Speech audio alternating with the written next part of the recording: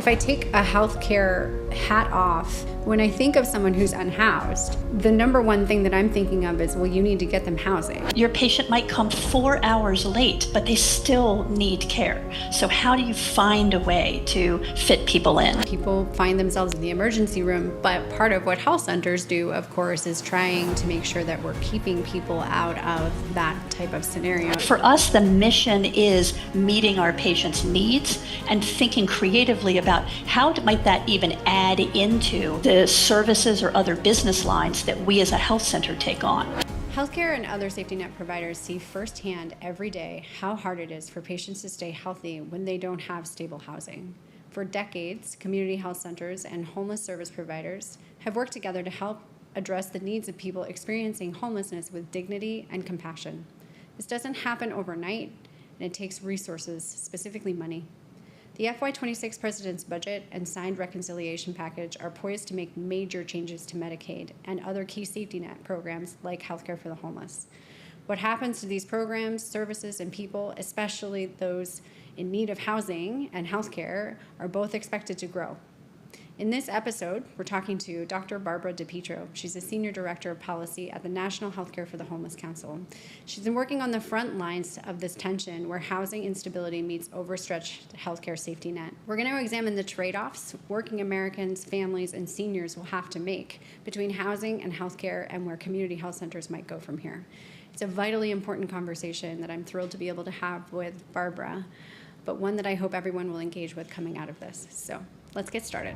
Hi, I'm Amanda Pierce-Kelly. I'm the CEO of Advocates for Community Health, and I'm so excited for the conversation today with Barbara DiPietro, who I would love to introduce herself, and then we're going to dive into some really rich conversation about what's happening in the policy and advocacy space for health centers, and specifically for health centers that are caring for an unhoused and homeless population. So, Barbara, do you want to introduce yourself and just give us a little background on who you are and your amazing work? Hi, everybody. I'm Barbara DiPietro. I'm the Senior Director of Policy for the National Healthcare for the Homeless Council. We're a membership organization that serves the health centers that have the Healthcare for the Homeless grant, as well as others that are doing care for unhoused people.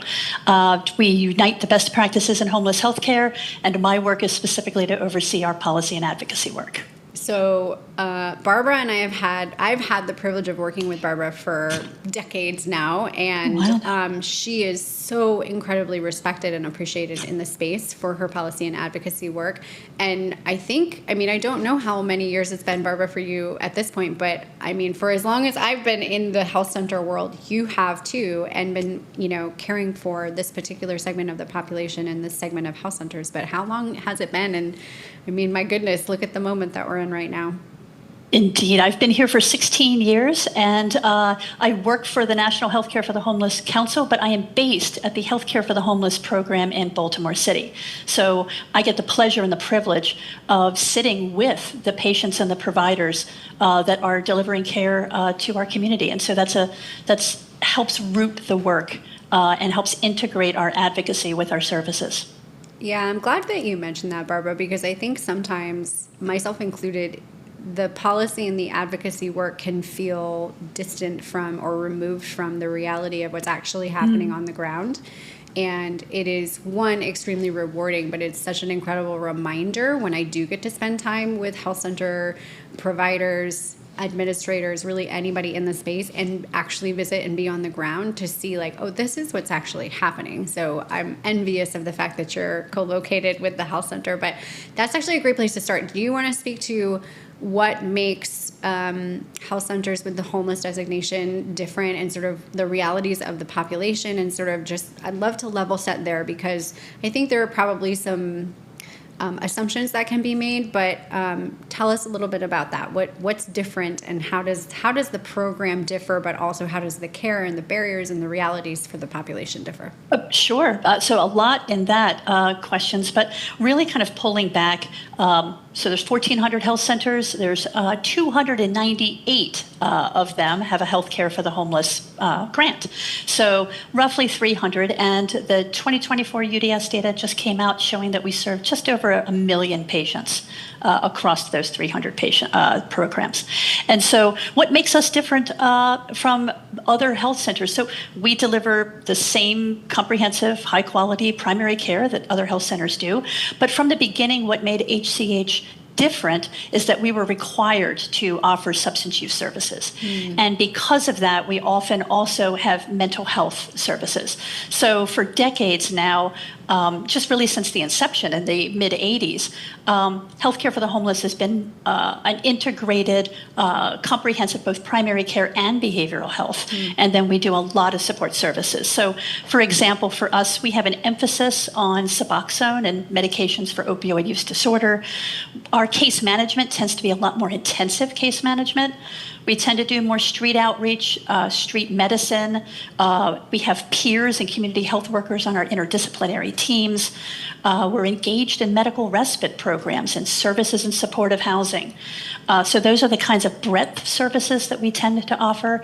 And then, of course, the delivery model that we have tends to emphasize reducing risk. Like, for example, we want to make sure we facilitate a successful visit. So we tend to be a little more flexible on patient presentation than most traditional venues. We tend to have more flexible walk-in hours or appointment times.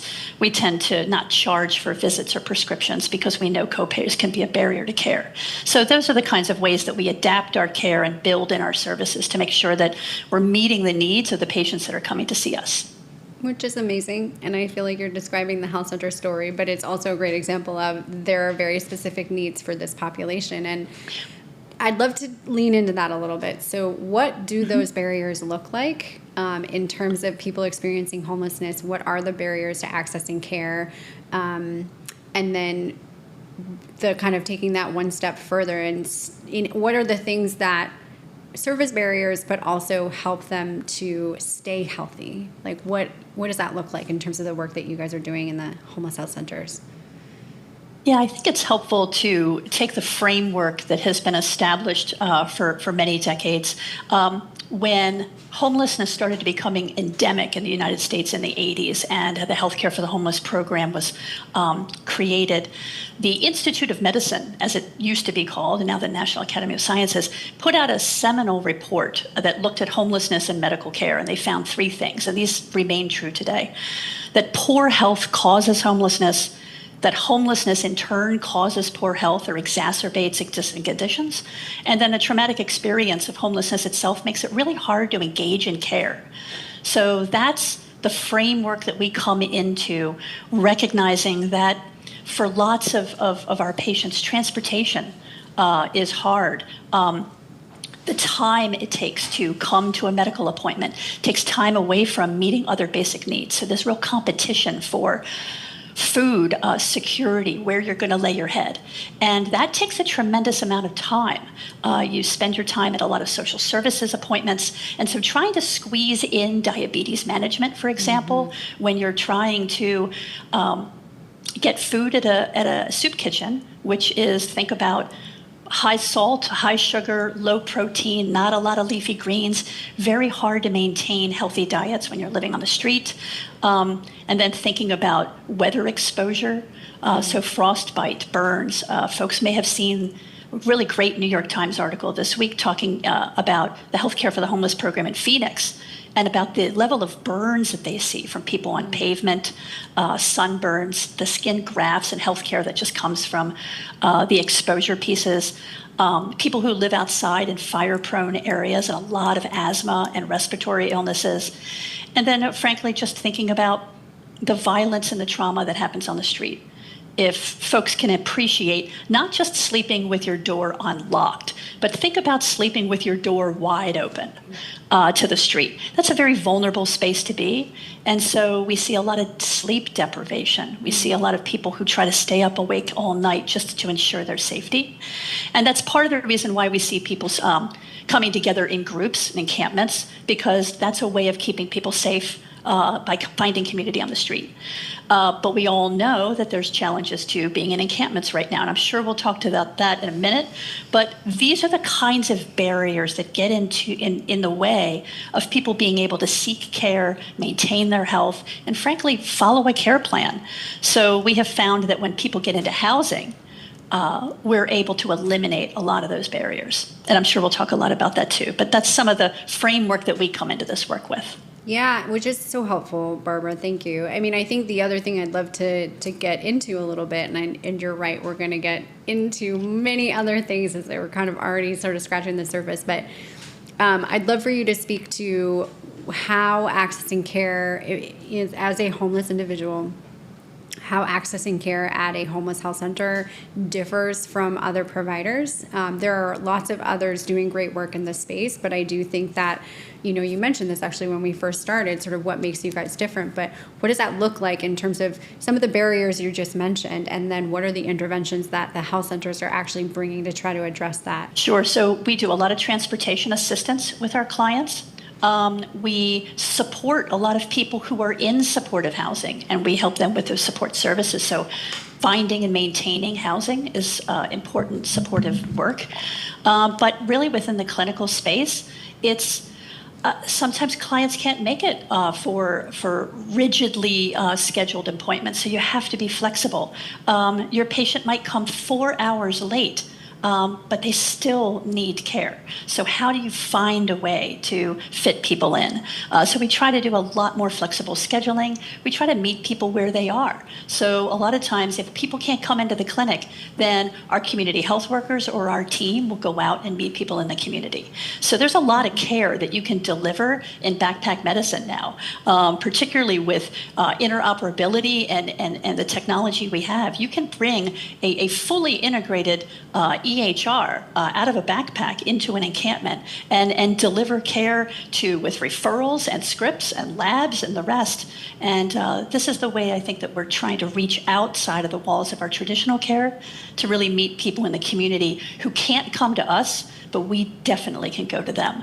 So I think that's where we try to focus, is where are the needs and how do we adapt our practice so that we can better meet those needs, rather than where I feel like more traditional healthcare expects the patient to adapt to a rigid healthcare system. And I think we try to turn that around.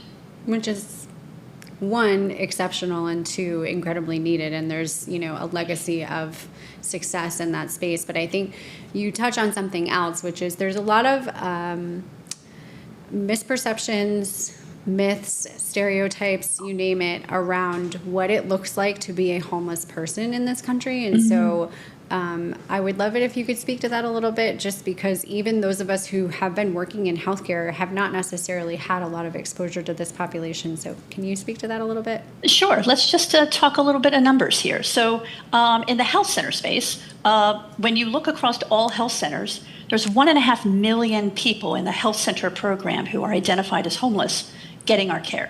Within the HCH space, as I had mentioned, about 1 million of those patients are in HCH programs. So that means that 1/3 of the folks who were identified as homeless are actually being served by non-HCH grantees, which makes this really a broad health center program issue. But what we see also is then how that differs a little bit when we look at the housing and urban development, the point in time count. So in January 2024, there were about 770,000 people that were counted as either sleeping in shelters or on the street on one night. And so that's just kind of a snapshot. But in that number, 20% of that's 750,000 people. So 20% of them are children. 20% of them are adults 55 and older. So that gives you a little bit of a sense of who we're talking about. And then about 1/3 of those folks are longer-term homelessness, so chronic homeless, have experienced homelessness for more than a year. And of those, most of those folks are unsheltered. So, and then of course we see differences in demographics and race and all of that. Again, it's not an accident that about 1/3 of the people who are homeless identify as Black, while only 12% of the general public identifies as Black. And so just thinking through some of the disparities that we're seeing and how we're mindfully overcoming barriers that have been really present for many underserved communities for quite some time.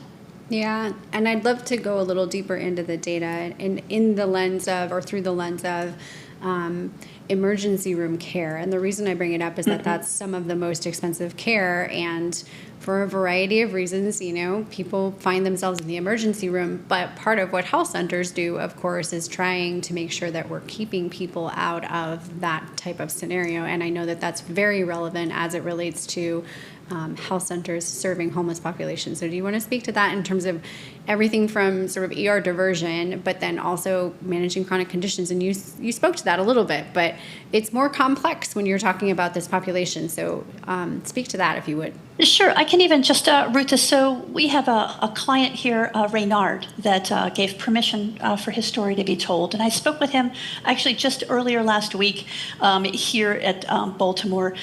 Raynard is a man who is in his mid-50s. He suffered childhood trauma that yielded a long-term substance use issue. And even though Raynard was working full-time, he was on the street a lot. He would cycle through jobs a lot. And but he also had diabetes. And so trying to manage diabetes, most people in the general public don't know, but insulin needs to be refrigerated. And so Raynard was in and out of the hospital in the emergency department many times because his insulin wasn't high quality. He couldn't keep it refrigerated. It's very hard to manage your sugars on the street. And so even though, again, Raynard was working and trying to do the best he could, he was battling a tremendous number of barriers himself with his health and his health care. He got matched to us eventually, and we were able to work with him pretty comprehensively. We got him into housing, into our supportive housing program. We've managed his A1Cs. He's now got a place to store his insulin. And since getting housed and since being engaged in care, he hasn't been to the emergency room once. And this was a man who was going to the emergency room 2 and 3 times a month for years because of complications related to chronic illness. I can point to our medical respite programs, particularly those, like, for example, who were based at health centers, like at Yakima or in Phoenix. These cut hospital lengths of stay in half. They reduce emergency room readmissions simply by taking better care of people who've been released from the hospital in a more appropriate environment. Finally, I do want to come back to, I know COVID feels like a long time ago now, but for us in the healthcare for the homeless space, that really exemplified the public health response that we were able to have in partnership with local public health on testing, on vaccines, on getting people out of congregate shelters and into what were often called COVID hotels, and being the service provider, being the healthcare provider to people who were finally off the street and actually in a room of their own. That was tremendously helpful for people, not only connecting better to care, but also reducing the larger service utilization that couldn't address their underlying problems. And that's where we come in as health centers. We're able to speak to more underlying issues, get a care plan in place, and organize the specialty care that's often required, particularly for a vulnerable population that often has several chronic illnesses, where it's not just one specialty appointment. You're really organizing possibly 5 and 6 and 7 specialists and coordinating that care. And so I feel like that's the kind of thing that health centers do well, and something I'm particularly proud of in the HCH space, given the medical complexities of a lot of our patients. And I realize I hadn't mentioned just speaking to the medical complexities themselves. Just in talking about the disparities of the health conditions. So in the general public, for example, 9% of people have asthma, but 52% of patients experiencing homelessness have asthma. Depression is 8% in the general public, but 64% in unhoused populations. Again, it's pretty depressing being homeless. Diabetes, I had mentioned before, but 12% in the general public, 29% in homeless populations. And then just in looking at behavioral health, substance use disorders, 10% in the general population, 26% with homeless. And then for one condition, bipolar, 3% versus 20%. Wow. And so these are fairly significant disparities. And this is why I think we really try to do a lot of coordinated care, because we are seeing a disproportionately ill population. So I want to pause for a second, because I don't know if this is an obvious, I don't know if the answer is going to be obvious to folks. It's not necessarily even to me after doing this for as many years as I have, but can you speak to the mission, Barbara, because I think my brain is taking me into different places where when I think about this population, I think about the needs. There's all of the healthcare needs, and then there is the literal, like the housing need. And so is the mission both, or is it one versus the other? And then I think that also leads into how they're connected. It's sort of like you can't treat someone's whole health if you don't take their housing situation into account. And so can you speak to that a little bit in terms of mission, approach, maybe prioritization? I mean, and also just the way that providers are approaching it, because there are numerous complexities, both in terms of the clinical realities, but then also in terms of the realities of what it is to be a person who is unhoused. If I take a healthcare hat off, when I think of someone who's unhoused, the number one thing that I'm thinking of is, well, you need to get them housing. But then in our world and in our space, there's the clinical needs and the complexity of the clinical realities. And then I think, okay, but they're connected. So if you address one, you have to address the other, and vice versa. And so my question was really just, can you speak to that in terms of mission and what the approach is, and for providers in terms of maybe not prioritization, but just sort of thinking about the full spectrum of the realities for someone who's living in an unhoused situation? Oh, absolutely. First and foremost, we are health centers. And so we come at all of this through the lens of a healthcare provider. And that said, though, housing is healthcare. There's nothing that we do as healthcare providers that is made better when people are still living on the street. And so when we think about people are living their lives, much fuller outside of our care than they are inside of our care. So think about how often patients are actually able to see us, and then think about all of the barriers that they have every other minute of their day. And so we have to take a more holistic approach, particularly in that social determinants of health space. And I think for health centers broadly, food and food access and healthy groceries and food deserts are very much part of an extension of healthcare. So when we think about housing as healthcare, we think about our mission to be able to meet the needs of the people that we're serving. So when you look at even our requirements as a health center, it's needs assessments, it's partnerships, it's making sure that you have got the services and the locations in place that are meeting the patients in your catchment area. So that might mean that we are setting up a clinic inside a homeless shelter. That might mean that we are taking mobile clinics or street teams into places where we don't have a brick and mortar presence. So it means, how do we extend our care even to the library where we might be able to deliver care? Thinking about how we're in encampments and back in the woods. I think, again, those are extensions of that care. So even if you're doing a case management visit, that's still engaging people in the care that you need, building relationships and trust. And particularly for the folks that we're seeing in healthcare for the homeless, it's the trust, it's the consistency, and it's the relationship that's really going to engage someone care and keep them in our care. Because episodic care is not where we want to be.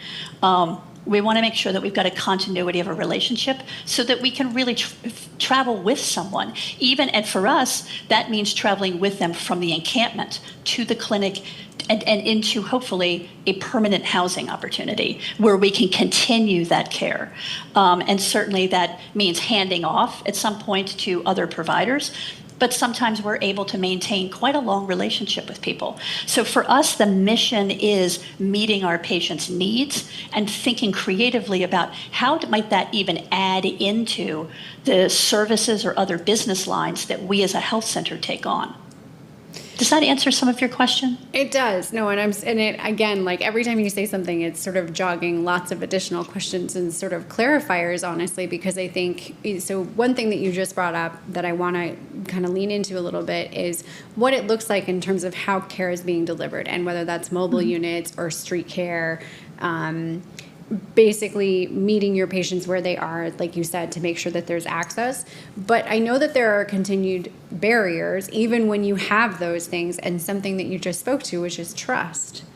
And then you layer onto that, in a lot of cases, either substance use or mental health challenges. And so I wonder if you could just speak to a little bit more sort of, okay, here are the tools and resources that we use. You spoke to it a little bit in terms of the mobile units and street care. Sort of what does that look like? But then even when you have those interventions or you have those resources, there are still barriers, and sort of what are those barriers, and then what are you guys doing to sort of address that? Great. So for folks who aren't familiar with mobile or street medicine or some of those external to the clinic kinds of teams, and there's a difference between mobile and street. Street teams can go up into the nooks and crannies. They can go into the ravines. They can go up into the woods, accessing even places where a vehicle couldn't go. So that backpack medicine really helps engage people, particularly when you think about, and I know we'll get to this, some of the policies that are pushing people, unsheltered people, further and further away from what might be the city or town center.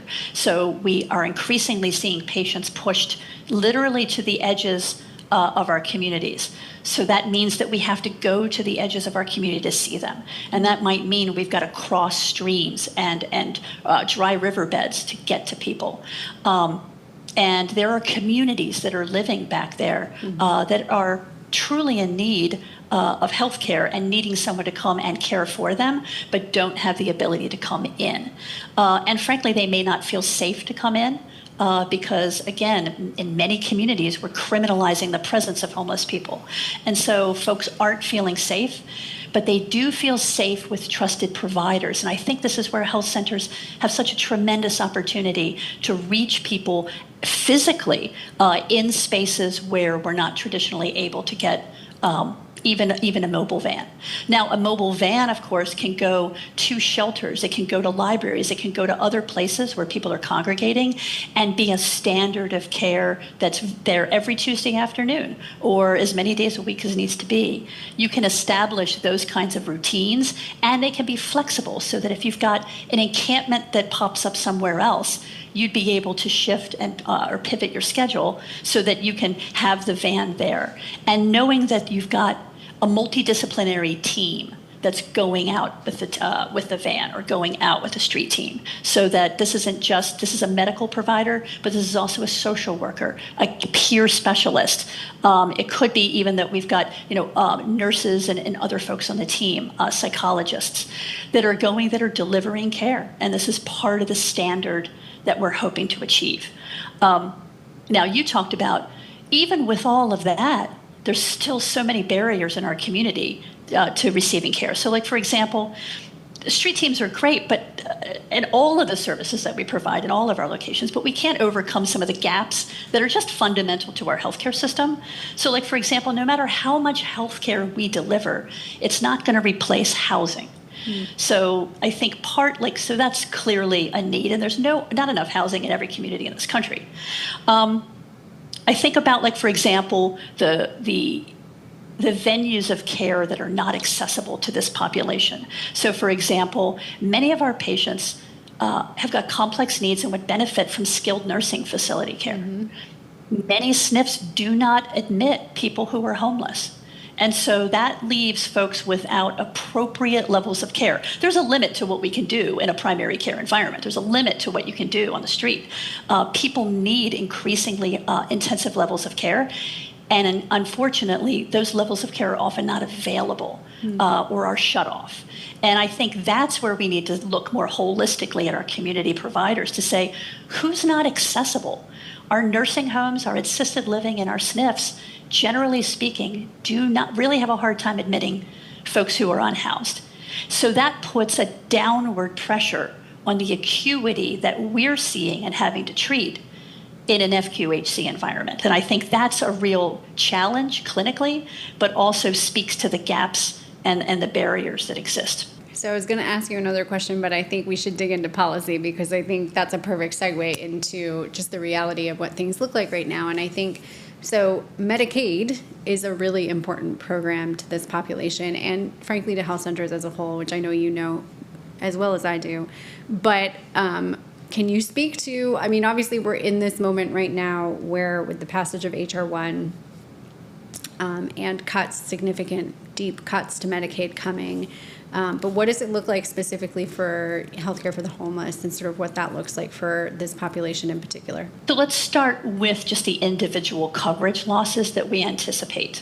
One of the things that I have taken great pride in the last 10 years since we have had Medicaid expansion in the majority of states, we have reduced the level of uninsured in expansion states by 60%. And so we now are at 20% uninsured in expansion states across all of our programs. And that's tremendous. Now we're still at 57% uninsured in non-expansion states. So over half of our patients are still not accessing coverage, but that's still 23% decline again in the last 10 years. So we have made incredible strides in extending insurance coverage to our patients. We anticipate that we're going to see pretty rapid loss of those gains. The work requirements, and frankly, we're calling them work reporting requirements because it's not about whether you work. It's about whether you can report that work. And it's about whether you can report that work over and over and over again, or whether you have an exemption, which we're hoping many of our patients do. Medically frail, engaged in behavioral health treatment. A lot of those exemptions that have been offered should be applicable to our patient population, but again, you're going to have to demonstrate that exemption. And so we worry that the paperwork load that comes with this is going to be enough to push people off because of the incredible amount of time involved. And that's for people who have a stable house, who have got computer equipment, who've got reliable internet. And none of that is true for this patient population. And so one of the things is we anticipate having to take that on as a case management responsibility at the health center for our patients. But still, that's very hard every month. So I know work requirements are getting a lot of attention. One of the things I'll point to in HR 1 that's not getting a lot of attention, but is specific to this population, is the address verification. So how do you verify something that you don't have? And I'm particularly worried about what that regular verification that's called for in the law for all people in all states on Medicaid. So this isn't just explicit to expansion states like the redetermination or the redetermination every 6 months and the work requirements. This is for everyone. And so many of our patients use our clinics or the shelter or a day program as their address. But what will that look like when the state starts to do the verification? They're going to look at an address and say, why are 300 people at this address? This couldn't be right. We should disenroll all of that. Or, oh, this address is not a residential address. So therefore, the 300 people who were registered there, that doesn't seem right. We're going to disenroll those folks. So one of the things we're really hoping is that we can be getting states lists of all of those addresses of homeless services providers, so that can be added into the verification lists in the hopes that we minimize the losses from those kinds of verifications. So that's one piece. We're also kind of looking at the revenue loss that's coming to states and the decisions that states are then going to be making in turn. So I had mentioned the supportive housing programs that so many of our clinics are working to support. Those are all 1115 waivers and they're optional. And so we're really worried that states are really going to be hard pressed to continue supportive housing funding through Medicaid, the medical respite funding through Medicaid, and all of those extra things that we've been building over the last 10 years to make the core medical services work better, be cheaper, and have a less intense impact on the broader healthcare system. If that goes away, then what we're going to see is a return to people using the emergency room a lot and people in the hospital a lot. So we're worried about that. We're also worried about then the ripple effect to our clinics. So again, in expansion states, 40% of the revenue comes from Medicaid in our budgets on average. What happens if that goes in half? Again, if patients are losing coverage, we lose the reimbursement. If you lose too much reimbursement, then your budget starts to get impacted. And what happens then, you need to start looking at where you're going to cut back. And so we just worry that all the growth that we've seen in the last 10 years from true investments in people and programs and in policy, all of that is going to be lost quite quickly. So that's really what I'm worried about. Is that we've just made tremendous advancements in these innovations, and to see those now at risk is really a shame. And in fact, will specifically harm people's health. 100%. I mean, and I want to call out that it's gains, it's return on investment that's been made, and we can see that in outcomes. We can see that in the reduced cost of overall care and sort of keeping people out of the emergency room. You mentioned Raynard at the beginning, this is a great example of, this is how it works. This is actually how it is saving the system dollars. And it is really hard, Barbara. I think I agree with you in terms of the address verification, and that's going to impact everyone. That isn't just this population. And so what does that look like? And I think that's the other challenge, right now with HR 1 is that there's still a lot of unknowns in terms of how things are going to be rolled out, what the sort of framework is, and how everybody needs to work within that framework. And then you layer into that what it's going to look like from state to state to state. So, to say we have our hands full in terms of how to acclimate to the new requirements is a minimization of what we're up against. But I think the other thing with the population, with the homeless population, is that there's also been a lot of other policies recently that have really targeted this particular segment of the population. And in terms of, policies that force removals and make arrests, to institutionalization and criminalization, which I know you mentioned earlier. But can you speak to what we know about those approaches and sort of where we are with that, and sort of the, unfortunately, it feels like we're moving in a direction where that's becoming more common right now, and sort of both what you understand from witnessing some of what has already maybe been pushed in the past and removed, and sort of where we are just in this moment in time. Yeah, for those who remember last year's Supreme Court decision came down that ruled it legal for local jurisdictions to fine or otherwise punish people for sleeping outside, even when there were no shelter beds available. And since that time, we have seen a real uptick across blue and red areas. This is not a partisan issue. Criminalizing the presence of people, doing a lot more arrests, a lot more encampment sweeps. And part of the problem here is that those don't actually solve any problems. They only push the problem around and harm people's health in the meanwhile, and waste tax dollar money. So when you look at encampment sweeps, particularly from a healthcare provider perspective, these are damaging to patients' health, and they're damaging, frankly, to our work as well. I can't tell you how many providers say that every time their patient gets swept up in an encampment sweep, we have to replace all the medications, we have to replace the ID, and then he's had all of his life-sustaining equipment taken from him, his tent, his blanket, he might have been cooking, was all of that's gone, and you have to start over again. And you can do that over and over and over again. I can't tell you how many times people have been swept from encampments where they had been staying for quite some time. We knew where they were. The street team was able to access them. The sweep came through, and all of a sudden everyone has scattered. And people have been matched to housing and have had housing keys available for them. But when we went to go and find them to deliver them their house key and get them into housing, no one could find them. And they lost the opportunity for housing, specifically because they were living in the park, and then that was the day that the mayor decided he was going to sweep. This happens over and over again. It's very hard to engage patients back in care when they have been traumatized like that over and over again. I don't think it's a stretch for anyone listening to this podcast that arresting people and putting them in jail is not the best thing for their health, and it's also not the best use of our public resources. So just these are the things, again, it's expensive to do encampment sweeps, and it does nothing to solve the problem. People are still homeless.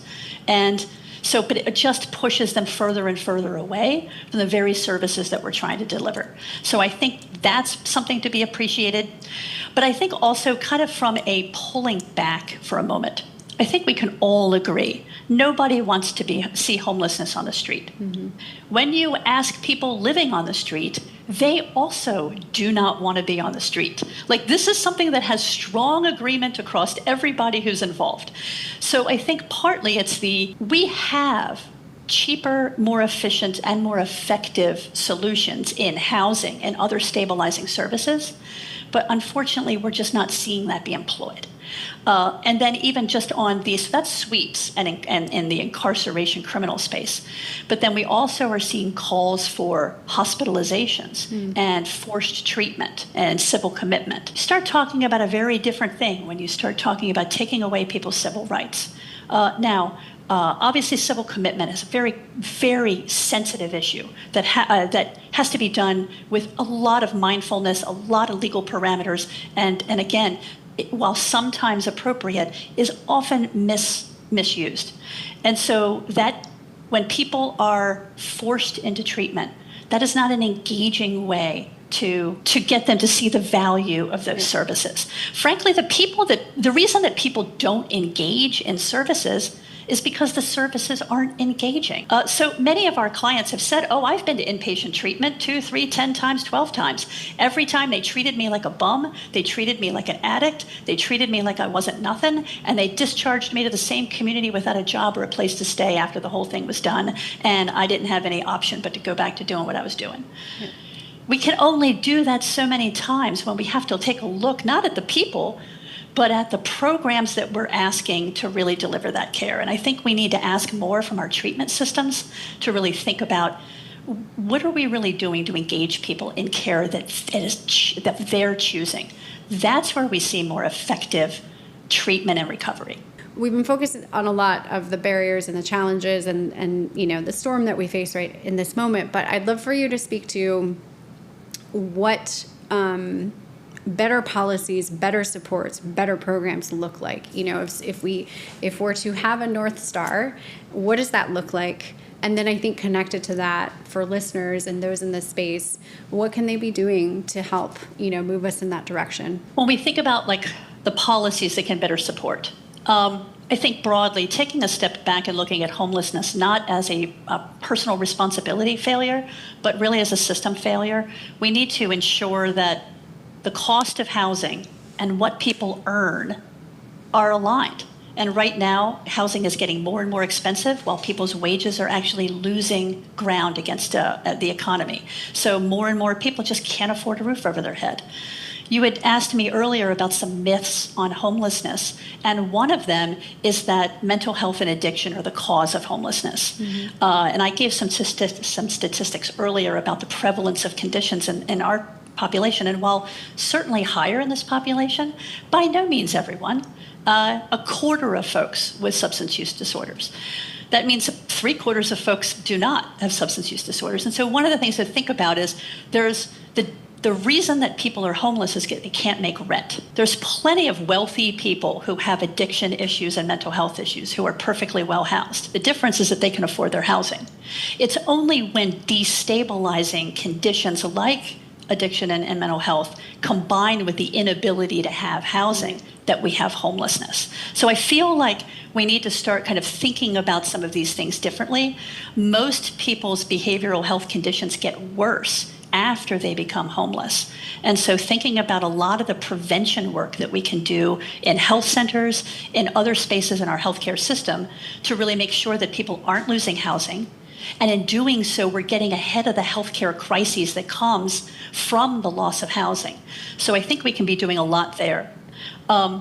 We need structural changes. One of the things that's particularly troubling in the rhetoric space now is to point to the number of homeless people on the street, acknowledge that this is the highest number we've ever had, but then make the leap to saying that what we're doing isn't working. What we're doing is bailing out the tub, but nobody's turning off the faucet. So we've got more and more people who are spilling into homelessness in this country every day. We can only get so many of them out of that tub and into supportive housing. So we need people to really be turning off that faucet that's contributing to the overwhelming number of people sliding into homelessness. That's the way that we start really getting ahead of the healthcare crisis that comes and the housing crisis that comes and the encampment crisis that comes from not treating people's basic human needs like housing, healthcare, and food. I would even just look at our healthcare system, medical debt. Like that alone contributes to 1 million personal bankruptcies a year, and medical debt is a key driver to homelessness and the inability to pay rent. So just even when we think about how our healthcare system is organized and financed and how we take people to collections for not being able to pay their ED bill, these are the kinds of things that contribute to homelessness that as a system we could get out ahead of.